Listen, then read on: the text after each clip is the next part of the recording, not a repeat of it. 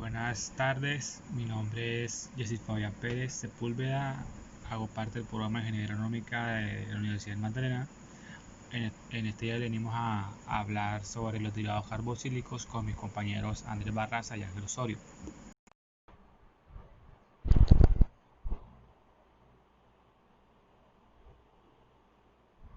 Bueno, los tipos de derivados de ácidos carboxílicos son los éteres, las amidas, los haluro de ácido y los anhidridos.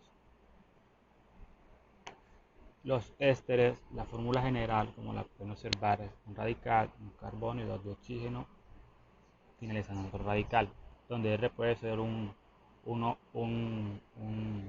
hidrógeno o un grupo derivado de hidrocarburos.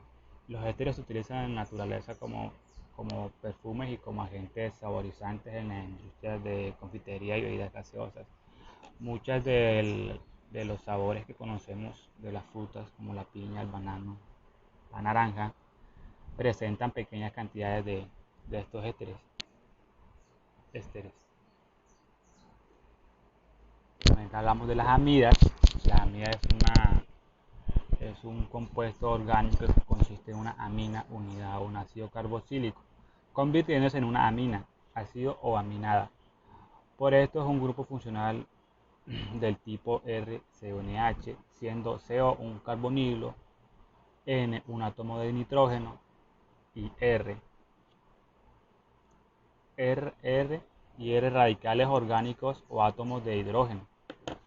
Aquí se ve la fórmula de la amida, se ve el radical, el carbono y los dobles enlaces de oxígeno, terminando en el amino.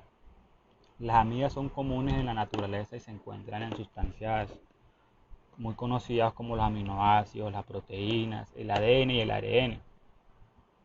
Y también en las más conocidas hormonas que por la cual se nos da el amor y todas esas cosas el amor, todo eso. Bueno, las vitaminas y también son muy utilizadas por el cuerpo para la extracción de amoníaco y son muy utilizadas en la industria farmacéutica y en la industria de nylon para producción de nylon. El haluro de ácido son sustancias orgánicas que pueden ser consideradas como el resultado de sustituir un grupo OH de los ácidos carboxílicos por un halógeno. Se nombran por la palabra halur seguida del nombre alcano sustituyente de la terminación original por o hilo. Ya más adelante les hablaré más de las aplicaciones de cada cual. Los hidridos. El hidrido es un compuesto orgánico que está formado por su fórmula molecular de la siguiente manera. RCO2 se forma de la deshidratación de dos moléculas de ácido carboxílico. Ahora sí les hablemos de las aplicaciones. Los éteres como el acetato de etilo y el acetato de butilo. Los éteres sintéticos y son los más usados como aromatizadores de alimentos, como aditivos. Las amidas las podemos encontrar en la industria del plástico y del caucho, por ejemplo, en las bolsas de plástico, que son las que representan el 10% de desechos que llegan a las costas, al mar.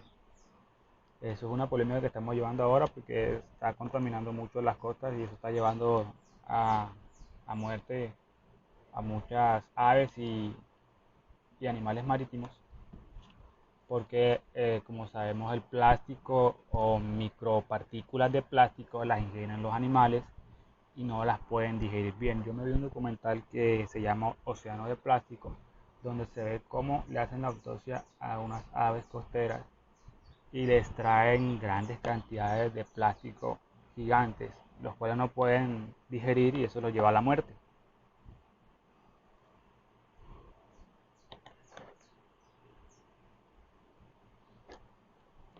El haluro de ácido, debido a su olor desagradable y su principal uso es la preparación de gases lacrimógenos e insecticidas. Los gases lacrimógenos, como ya los conocemos, son los que usa el ESMAD para hacer que se retiren en las protestas y esas cosas. Y en los herbicidas, insecticidas, es usado como repelente de insectos o para acabar malezas.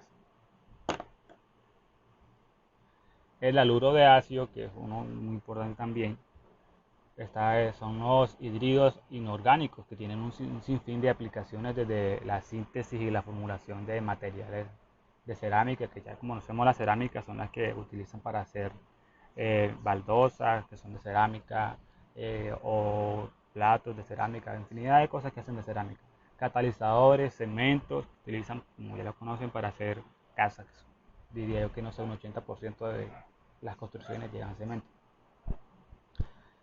Fertilizantes.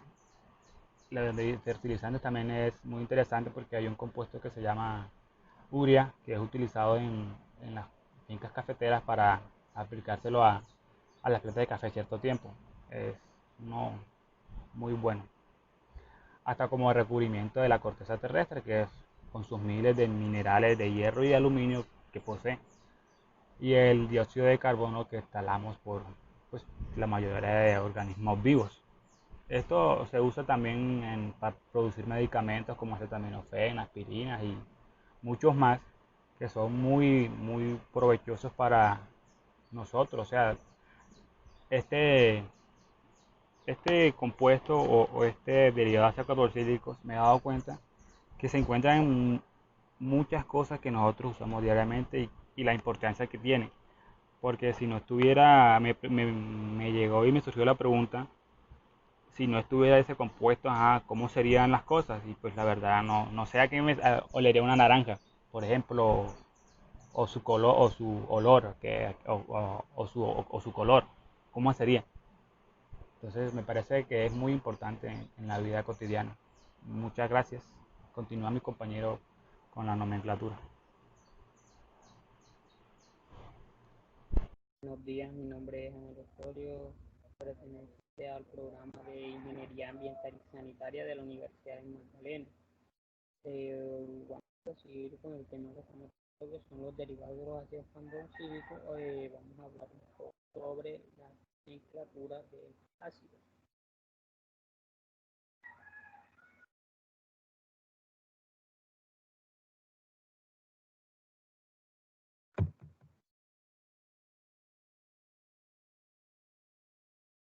De los derivados de los ácidos carboxílicos para nombrar estos ácidos, para nombrar estos derivados, cualquiera que sea, lo primero que tenemos que hacer es identificar el grupo el cual queremos nombrar. En este caso vamos a nombrar los ésteres.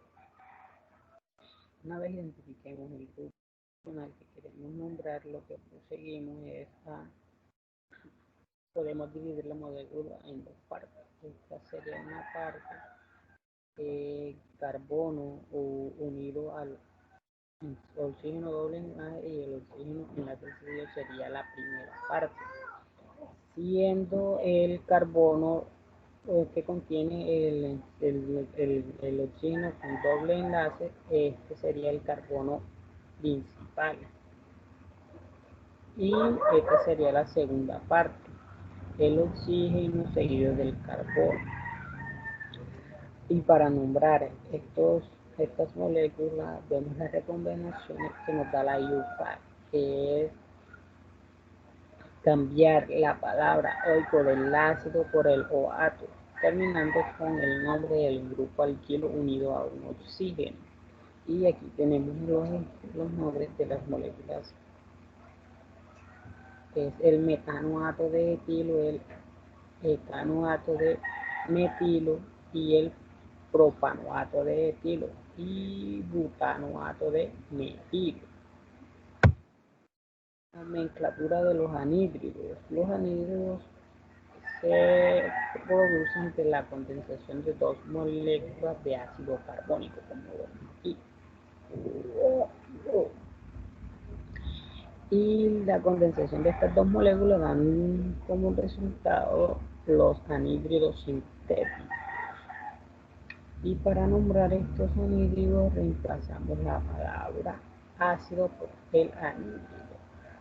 Como lo vemos aquí, anhídrido etanoico, anhídrido propanoico y el anhídrido. La nomenclatura de las amidas.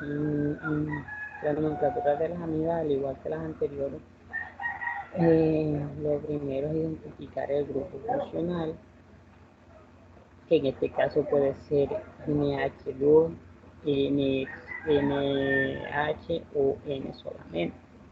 Una vez tengamos identificado el grupo funcional, y como en este caso, si hay un sustituyente unido al grupo funcional, a la hora de nombrar, se coloca la letra N seguido de la cadena que lo contiene. Y para darle nombre a esta molécula, vemos las recomendaciones que nos da la IUPAC, que es cambiar la terminación del ácido común del oico del nombre IUPAC por el sufijo amida y da como resultado el nombre de la molécula. En este caso, como no hay sustituyente en el grupo funcional, el sustituyente está en el segundo carbón, se da el nombre de metilpropanamida. En este caso, como está seguida el grupo funcional, seguida el sustituyente, se da un nombre de N-metilpentanoamida. La nomenclatura de los haluros de ácido. Los haluros de ácido, se reemplaza la terminación oico del ácido con igual número de carbono por oilo. Además, se sustituye la palabra ácido con el halogenuro correspondiente. Y si hay un anillo en la molécula, se nombra halogenuro de carbonilo. Y aquí vemos unos ejemplos. Reconocemos la cadena principal y el halógeno correspondiente al primer ejemplo es el cloro, entonces se nombra como cloruro de metanoilo. En la segunda molécula, el halógeno sería el bromo, se nombraría como bromuro de etanoilo. Y en la tercera molécula sería el yodo, que sería... Bueno, compañeros, les hablaré sobre las propiedades físicas y químicas de los derivados de ácidos carboxílicos, al igual que sus reacciones y reactividad. Vamos con las propiedades físicas. Vemos que los éteres, los que presentan bajo peso molecular, son líquidos y de un olor agradable. Los que son de peso superior, los vemos en estados sólidos, cristalinos e inoloros.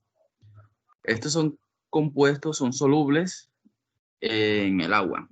Su densidad es menor que el agua. Ángel, recorta esta parte. Comenzamos con las propiedades físicas de los ésteres. Vemos que los ésteres que presentan menor peso molecular son líquidos de olor agradable, y los que presentan un mayor peso molecular son sólidos, cristalinos e inoloros. Son solubles en compuestos orgánicos e inorgánicos del agua y presentan una menor densidad que el agua. En propiedades químicas de los ésteres, presentamos que las cadenas se rompen siempre con un enlace sencillo.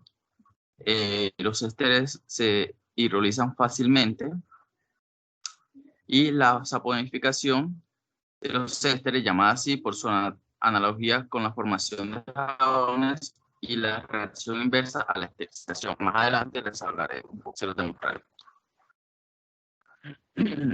Bueno, ahora seguimos con las propiedades físicas de las amidas. Las amidas se presentan en forma de sólidos cristalizados. Y gracias a la determinación de su punto de fusión, esto nos ayuda para caracterizar los ácidos de los que se derivan. Y también tenemos que son solubles en el alcohol y en el éter. En cuanto a sus propiedades químicas, las amidas constituyen el término intermedio de hidratación en los nitrilos y las sales amónicas de los ácidos. También que se hidratan por acción de los ácidos minerales o de los álcalis diluidos y se transforman en ácidos grasos. Acá tenemos las propiedades físicas y químicas de los haluros de ácido. La física presentan unos puntos de ebullición inferiores a los alcoholes Son sustancias que presentan un olor fuerte e irritante. Como uso, es utilizado como disolvente inerte de numerosas reacciones y también utilizados para los gases lacrimógenos. En cuanto a las propiedades químicas, tenemos que los halogenuros de ácido dan las típicas reacciones de sustitución nucleófila de los derivados de ácido. A continuación, las propiedades físicas de los anhídridos. Presentan un bajo punto de fusión y de ebullición. Estos son muy volátiles, demasiado, y tienen aromas irritantes. Presentan reacción exotérmica con el agua y otras sustancias nucleófilas. En cuanto a las propiedades químicas, son muy útiles para la síntesis de éteres y amidas. Son agentes acetilantes excelentes.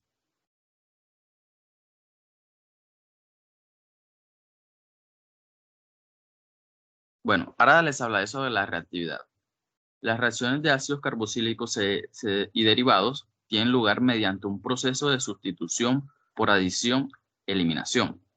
El orden de la reactividad de los derivados de ácido para los procesos de adición nucleófila-eliminación es: primero tenemos cloruro de ácido, este pasa a un anhídrido, luego un ésteres, luego amidas y por último carboxilato. A continuación, les hablaré sobre las reacciones de los éteres. Aquí vamos a ver la hidrólisis por medio ácido. Pero, ¿qué es la hidrólisis por medio ácido? Bueno, la hidrólisis, esta por medio ácido, es una reacción reversible, ya que esta es la inversa a la esterificación, que como bien sabemos, la esterificación es la que da lugar al agua y a un éster. En este caso, será al contrario. Bueno, esta hidrólisis será catalizada por un ácido. En este caso, usaremos el ion de hidrógeno.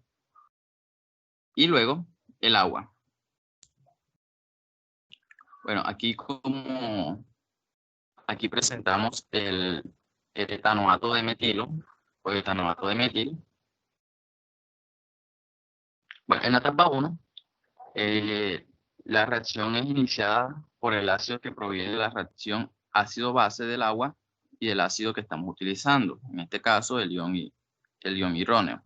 Vemos que este oxígeno, el que está acá arriba, se va a pasar a ser protonado, es decir, que actuará como base aceptando un protón del ion hidrógeno.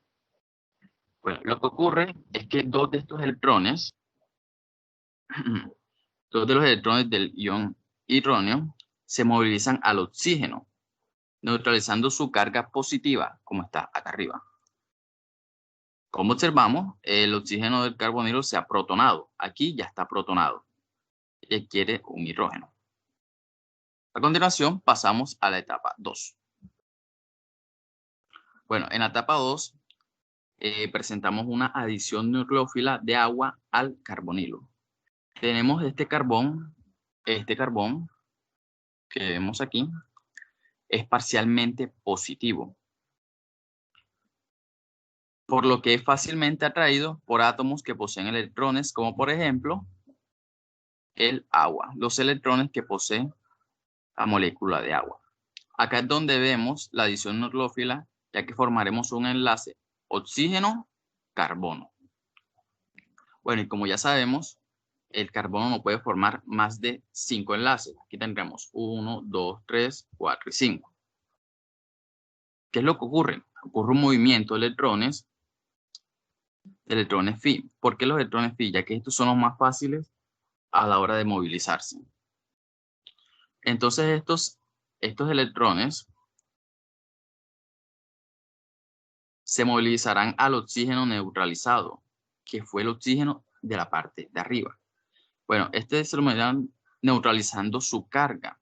Aquí vemos que ya no está positiva, sino tiene una carga neutra. Y así formaremos el enlace oxígeno-carbón, que está acá. Bueno, ahora este se convirtió en un oxígeno protonado.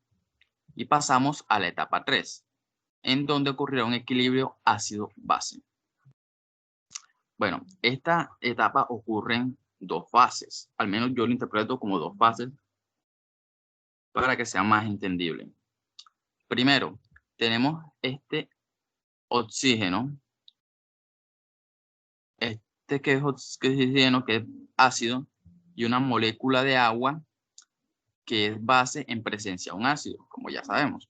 Bueno, esta molécula de agua va a atacar el protón de este oxígeno que está protonizado y le quitará uno de sus hidrógenos. Pero los electrones vuelven al oxígeno, haciendo que su carga se estabilice, como podemos ver acá. Aquí ocurrirá la estabilización de este oxígeno y la liberación de una carga de hidrógeno. Como ven, ya no está el otro hidrógeno acá. En la siguiente fase, que es en esta fase,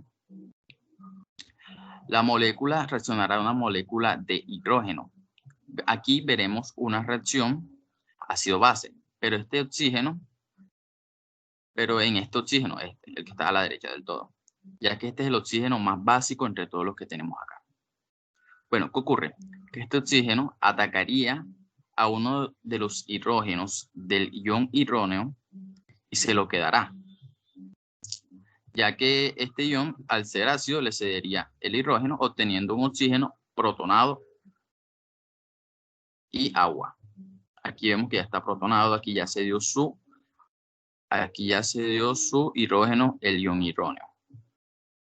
Bueno, ahora por último, ahora pasaremos a la cuarta y última etapa, en donde este oxígeno protonado será utilizado para la formación del alcohol.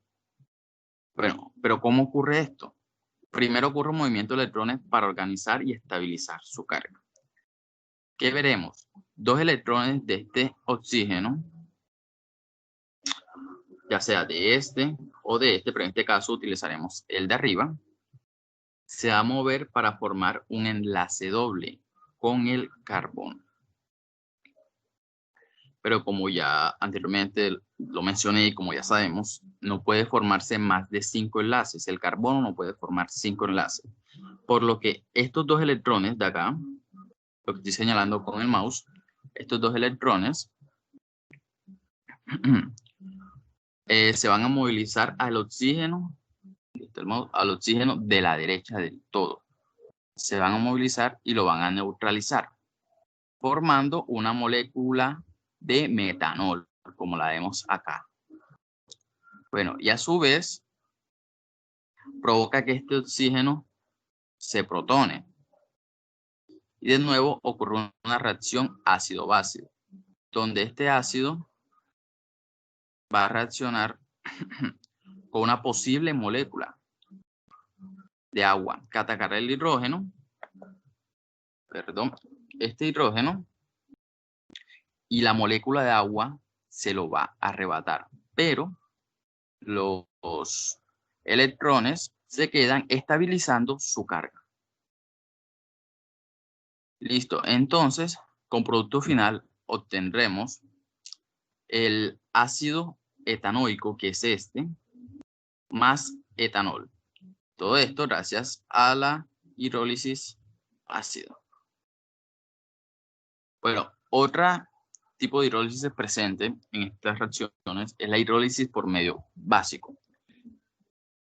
El proceso de hidrólisis básica de los éteres se denomina saponificación. Bueno, acá tenemos que en la etapa 1 va a ocurrir la adición nucleófila del agua al carbonilo. Bueno, acá tenemos un carbono parcialmente positivo, que es acá del centro. Y este oxígeno parcialmente negativo, al igual que este. Bueno, aquí es donde ocurre la adición nucleófila. Como ya vimos en la hidrólisis anterior, este carbono no puede formar 5 enlaces.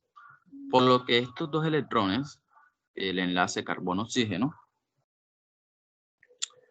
los dos del enlace doble, se movilizarán hacia el oxígeno de arriba, dándole una carga formal de -1, en este caso negativa. Y obtendremos una molécula intermedia, que es esta. Se preguntarán, Andrés, ven acá, ¿por qué dice que es una molécula intermedia? Porque esta forma de molécula no la encontramos en la naturaleza. Bueno, ahora pasamos a la etapa 2, que es la eliminación del metóxido.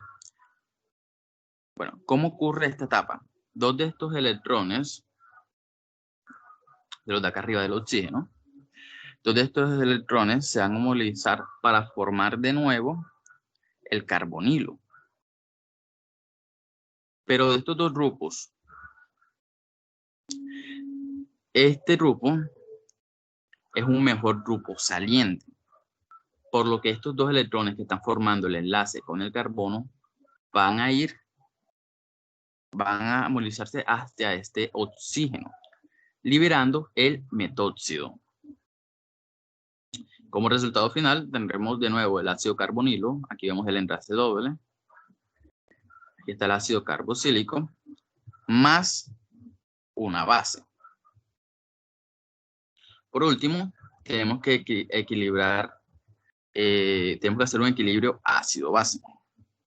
Bueno, aquí en esta etapa, perdón, esta base, esta acá, va a atacar a este ácido, quitándole este protón de acá abajo, del OH que está acá abajo.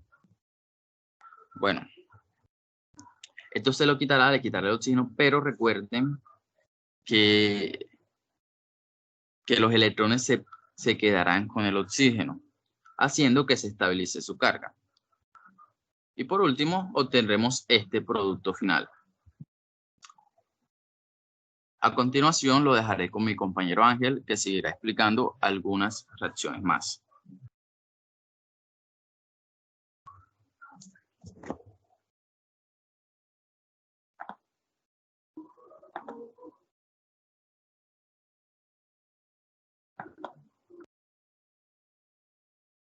Con las reacciones, en este caso de las amidas, y estas pueden reaccionar tanto en medio ácido como en medio básico. Vamos a ver primero la hidrólisis por medio básico, y en este caso las amidas se hidrolizan en medio ácido bajo calefacción para formar amidas y ácidos carboxílicos.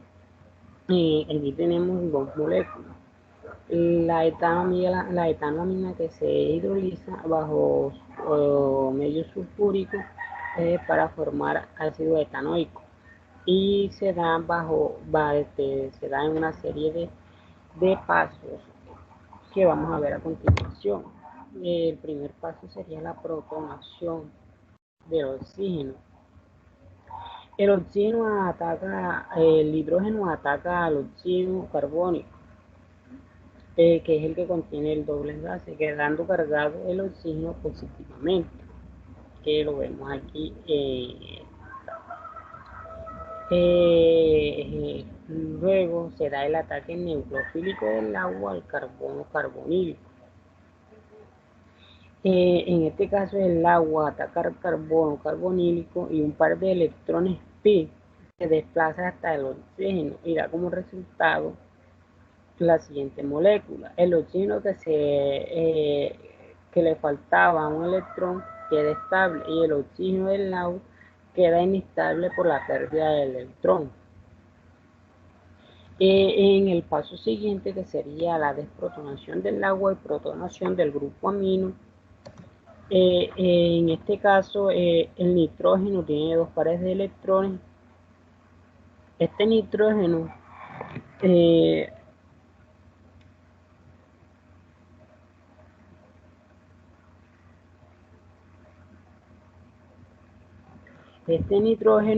acoge el electrón del agua, el electrón del oxígeno del agua, haciendo que se desprotone y tomando él el protón. Esto pasa cuando el nitrógeno acepta el hidrógeno del oxígeno, tiene uno de más. Y ahora el nitrógeno tiene 3 oxígenos, por lo que queda una molécula inestable, ya que el nitrógeno era estable cuando tenía una molécula con dos hidrógenos. Ahora se da la eliminación del amonio. La eliminación del amonio eh, eh, se da automáticamente. El oxígeno mueve un par de electrones hacia el carbono para estabilizarse, formando un doble enlace, quedando el oxígeno con una carga positiva. Y por último es la desprotonación del oxígeno carbónico. El amoníaco ataca al oxígeno, quedando con que tiene una carga de más. Para que el carbono sea estable y el amonio acerque el electrón que queda positivo, quedando estable para formar la molécula de amonio. Y aquí, como ambas moléculas son estables, termina la reacción.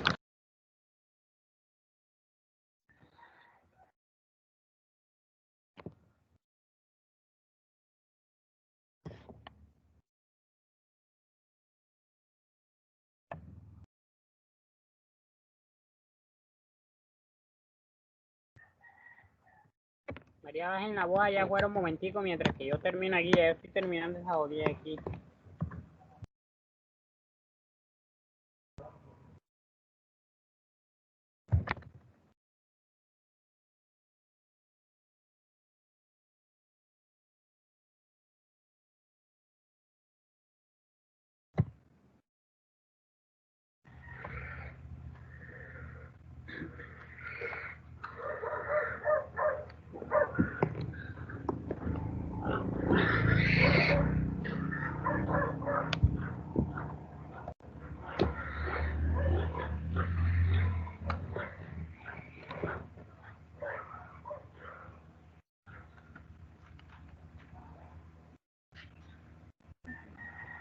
Pero ahora no, yo estoy ocupado.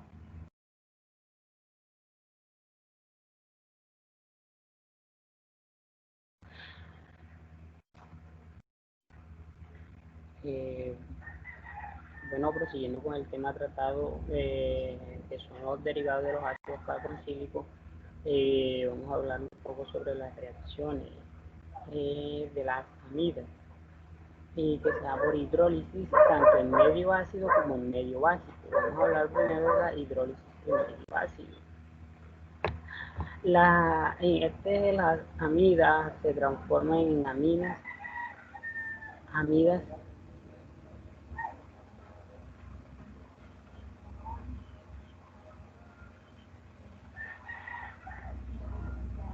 Bueno, prosiguiendo con el tema tratado que son los derivados de los ácidos carboxílicos, vamos a hablar un poco sobre la amida. Estas reaccionan por hidrólisis tanto en medio ácido como en medio básico. Vamos a hablar primero sobre la hidrólisis por medio ácido. Las amidas se transforman en amidas y ácidos carboxílicos por tratamiento con sosa cáustica.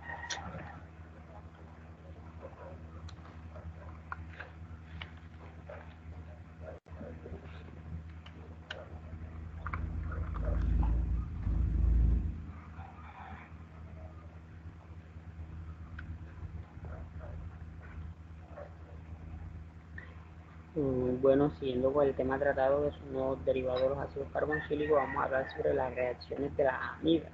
Y estas se dan en hidrólisis tanto en medio ácido como en medio básico. Vamos a hablar primero sobre la hidrólisis por medio básico. Las amidas se hidrolizan en medio ácido bajo calefacción, formando así amidas y ácidos carboxílicos.